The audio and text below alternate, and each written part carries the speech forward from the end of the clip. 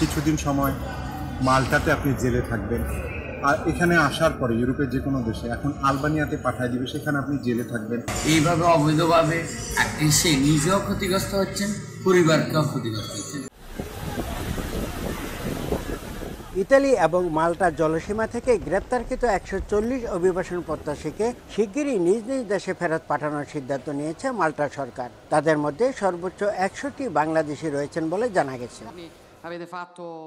এদিকে কট্টর ডানপন্থী মেলোনি সরকার আগামী মাস থেকে ইতালিতে অবস্থানরত অবৈধ অভিবাসীদের আলবানিয়ায় পাঠানোর চূড়ান্ত সিদ্ধান্ত নিয়েছে। এর মধ্যে সেখানে আশ্রয়কেন্দ্র নির্মাণ করা হয়েছে। এর আগে আলবেনিয়ার সাথে ইতালি সরকারের একটি চুক্তি স্বাক্ষর হয়।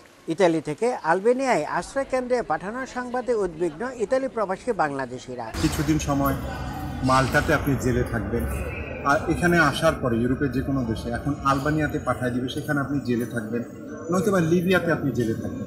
এইভাবে অবৈধভাবে সে নিজেও ক্ষতিগ্রস্ত হচ্ছেন, পরিবারকেও ক্ষতিগ্রস্ত হচ্ছেন। অবৈধভাবে যারা ইউরোপে বা ইতালিতে আসার জন্য চেষ্টা করতেছেন, এই পথটা আপনারা অবলম্বন করুন। এই পথের বাহিরে আপনারা যান, কারণ এতে জীবনের একটা বিপর্যয় থাকে নিজের জন্য এবং পরিবারের জন্য। এখন জন্ম সনদ দিয়ে খোলো বিকাশ স্টুডেন্ট অ্যাকাউন্ট। নিজের বিকাশ নিজে কর। এদিকে তিউনিসিয়া এবং লিবিয়া থেকে অভিবাসন প্রত্যাশী বাংলাদেশিরা ভূমধ্যসাগর পাড়ি দিয়ে ইউরোপে আসা অব্যাহত রেখেছে। ইতালিতে অবৈধদের সর্বশেষ বৈধতা দেবার পর থেকে এ পর্যন্ত ভূমধ্যসাগর পাড়ি দিয়ে 40,367 জন বাংলাদেশি ইতালিতে প্রবেশ করেছে।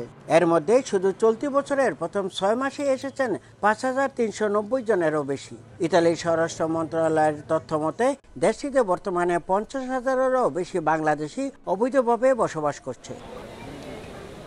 ইতালির রোম থেকে হাসান মাহমুদ, সময় সংবাদ।